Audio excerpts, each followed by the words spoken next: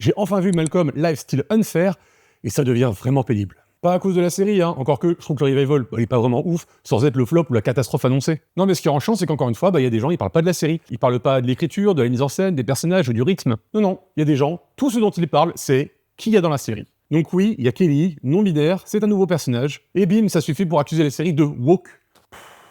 Sérieux, il y a un moment, faudra passer à autre chose. Parce que ça vous plaise ou pas, que ça vous fasse pleurer des larmes de sang, ces gens existent, hein, faudra bien vous y faire. Parce que du coup, moi et d'autres, on en vient à faire un truc que j'aime pas faire. On en vient à défendre une série qu'on n'a pas vraiment aimée, mais parce que des gens, ils la critiquent en parlant de tout, sauf de la série. Puis bon, si le fait de faire apparaître un personnage non-binaire dans la série Malcolm vous fait dire que la série est devenue woke, j'ai envie de dire que vous avez pas beaucoup regardé la série de base, hein. Car dans la série de base, l'élément qui définit la famille de Malcolm, c'est la précarité. Quasiment tous les épisodes parlent du fait qu'ils ont pas d'argent, qu'ils sont pauvres, c'est même pour ça qu'ils ont pas de nom, pour que chaque famille pauvre puisse s'identifier à cette famille. Et niveau représentation des minorités, on peut aussi en parler. À commencer par Stevie, noir, ayant des gros problèmes de vision, même d'élocution, et handicapé. C'est marrant, ça n'avait jamais posé de problème avant de voir un personnage qui cumule plusieurs minorités. Et ça posait pas de souci non plus que sa famille soit montrée comme une famille cultivée, raffinée, et qui éduque sans violence, en opposition face à la famille de Malcolm, où c'est littéralement tout le contraire. Mais là, attention, ils ont fait devenir le perso gay.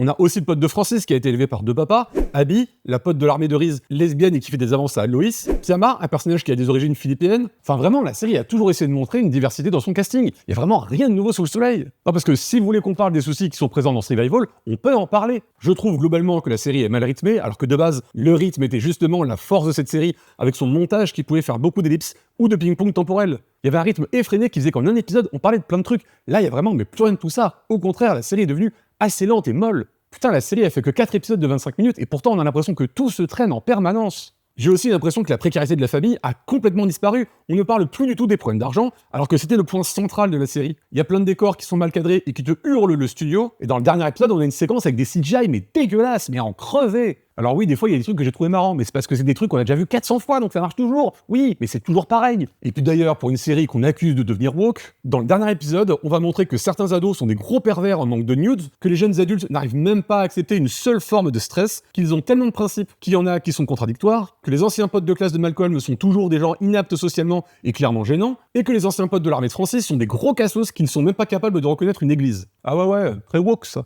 Et vous voyez, faire une critique de cette série en parlant de sérialisation, de son rythme ou de son écriture, on n'y arrive pas. On est tellement occupé à parler des minorités visibles dans la série, parce que c'est bien non ça dont il est question, juste montrer que ces gens, ils existent. En plus là, on parle d'un seul personnage, qui doit être là même pas 20 minutes sur les 4 épisodes. Et du coup, juste en axant toute notre discussion autour d'un seul personnage, on n'a plus le temps de parler de la série en elle-même. Sérieux, ce qu'on fait là, c'est même pas qu'on juge la qualité d'un livre juste sur sa couverture. Pire, on juge une œuvre uniquement avec qui il y a dedans.